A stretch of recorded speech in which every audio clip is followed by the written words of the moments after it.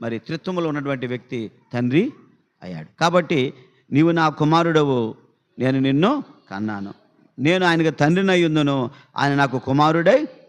కాబట్టి ఈ భూమి మీద విశ్వంలో పిల్లారా మరి ఆ రెండో వ్యక్తి బయటకు వచ్చాడు కనుక, తండ్రిలోంచి వచ్చాడు కనుక ఆయన కుమారుడుగా ఎంచబడి ఉన్నాడు. కాబట్టి ఈ మాటలు మనము జ్ఞాపకము చేస్తున్నాము.